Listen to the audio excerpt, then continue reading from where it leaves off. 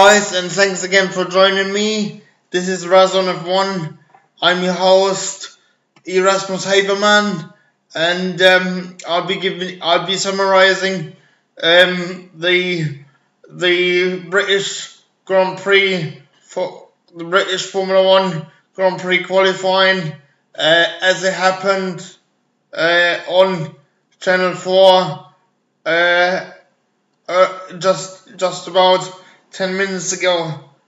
I hope you enjoy it, and if you like it, please give it a thumbs up, comment, share, and most importantly, please subscribe to my channel for more content like this. But let's get straight into this. Both Daniel Ricciardo and Valtteri Bottas are gonna have 5-place grid penalty for issues for gearbox problems. They had to change the gearbox, so wherever they qualified, they would start 6 places behind their original qualifying position. It didn't matter so much for Daniel Ricciardo because he had to park the car due to a issue with the turbo. So he's gonna start right at the back, which is very unfortunate for him.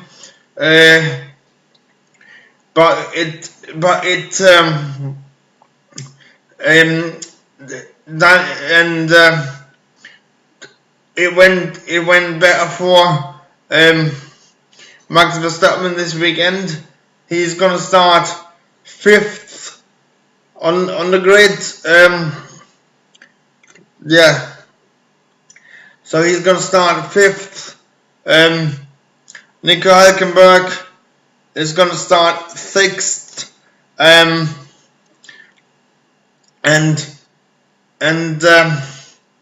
Valtteri Bottas is gonna start 9th on the grid.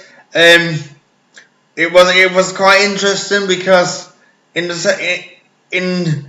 both it was quite shocking because both Williams didn't make it out of the first part of qualifying, and neither did Wehrlein or Ericsson. So and Kevin Magnussen also didn't make it out, and obviously Daniel Ricciardo didn't make it out. So that was the news in first part of qualifying. The other news, the other highlight was that Nico Hülkenberg actually had a blistering held provisional pole position for a while, at least in the first part, but the first part doesn't mean a lot, as we know. But then in the second part of qualifying, it was Fernando Alonso who set the fastest time. It was quite a shock, really, because he was the only one that went out on super soft, I don't believe it was, even though it was still damp on, because it was raining and it was still damp on the track. So most of the drivers was on intermediates at the time, but he decided to go onto the slick tires, the soft super soft at the and he only just made it across the line with about a second to spare or something, or as the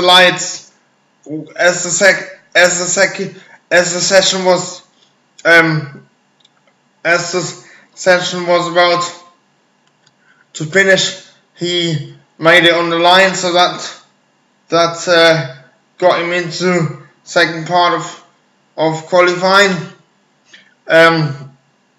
So that was an epic drive, but unfortunately he's gonna start right at the back because he has got a 30 place grid penalty because of an engine failure. They had to change the engine, I think. So he'll start from the back. So the top three were Lewis Hamilton and Vettel. Lewis Hamilton, Raikkonen in second, and Vettel in third, and it was Verstappen in fifth. Grosjean made it. Will start in eighth. Yeah, Grosjean will start in eighth. I do believe it was, yes. And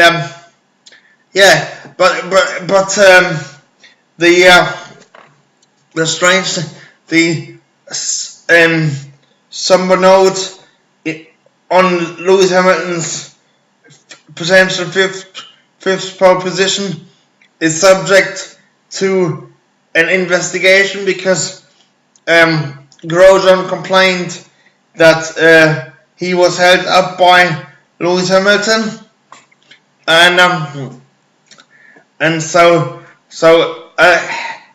as of time of me recording this, I've got no outcome of that, so I don't know whether there's going to be a penalty or whether there's going to be a penalty applied or not. The other two things to mention is that both the Mercedes, Hamilton and Bottas have actually did manage to smash the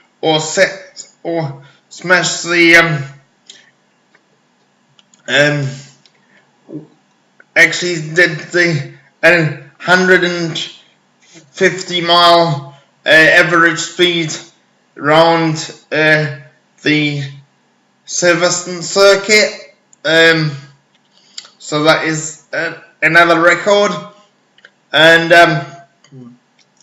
Hamilton is on pole, as I said, which gives him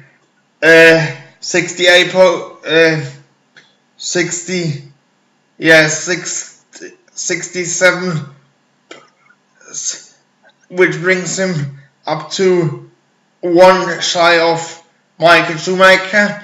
So I think it's inevitable that he will break Michael's record sooner rather than later, although I don't want him to. But anyway, it was also great to see that Lewis Hamilton invited Billy Munger for the weekend, and it was great to see him. I did kind of slag Lewis Hamilton off on Twitter, saying that he is not he's asking the question whether he is worst world champion ambassador for Formula One.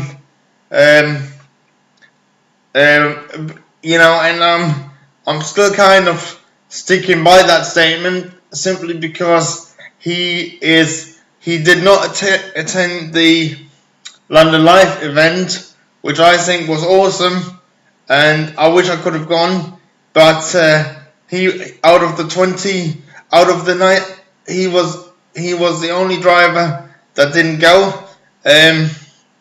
So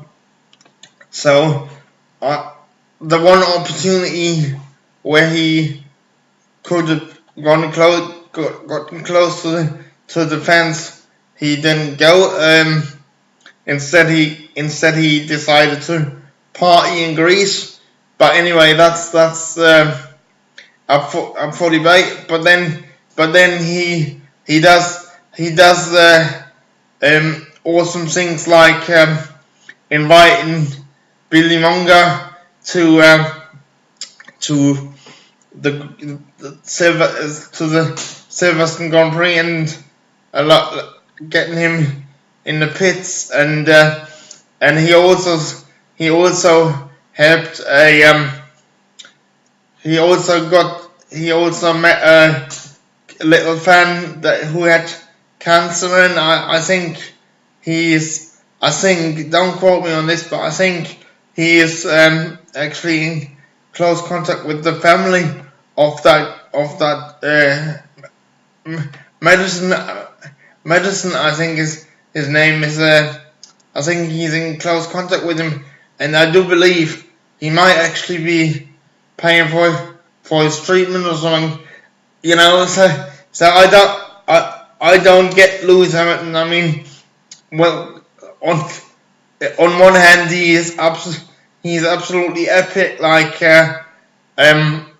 what I just said, doing all these fantastic things, what I just said, and then on the other hand he skips like not mandatory events, but important events like London Live. So I would just like your opinion. What do you think about Lewis Hamilton? I can't work him out at the minute, at this moment in time, but I personally think he should get a penalty for impeding Grosjean, but I think it's too close to call. It could go either way, and I just hope it's a massive event. Like I'm just looking forward to a good Grand Prix this tomorrow, because the BRDC, who are the owners of the Silverstone circuit, have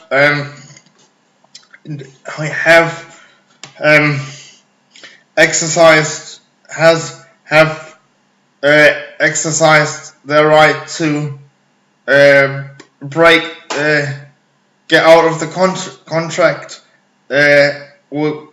after 2019. So there are potentially only 2 more Grand Prix to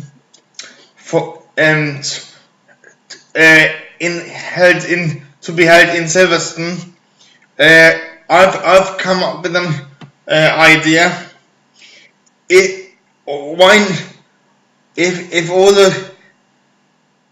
Silverstone clearly says that they can't afford their current can't afford to host it anymore. So my idea was, why don't all the people that wanna keep it at Silverstone, like Lewis Hamilton, like most of the people like Jensen Button as well, and everybody that wants to keep it at Silverstone. Why don't they all collectively chip in and maybe that do something like Caterham did in, I think, was it back in 2011, or when they did a sort of crowdfunding to get them to Abu Dhabi, I think it was. Maybe that could work, rather than asking the government for like help, you know what I mean? Because I think the government the government's money would be much better spent like on the NHS and things. So, but I would like to hear your opinion on the idea that I've just put forward. What do you think about it? Let me know in the comment section below. Anyway, I know this has been quite a long video, but I just felt like I had to get my point. I had to mention these few things apart from qualifying. So I see this has been Razon F1. I've been your host, Erasmus Haberman, and I see you for the race review tomorrow. Thanks for watching, guys. Don't forget to hit that like and subscribe button.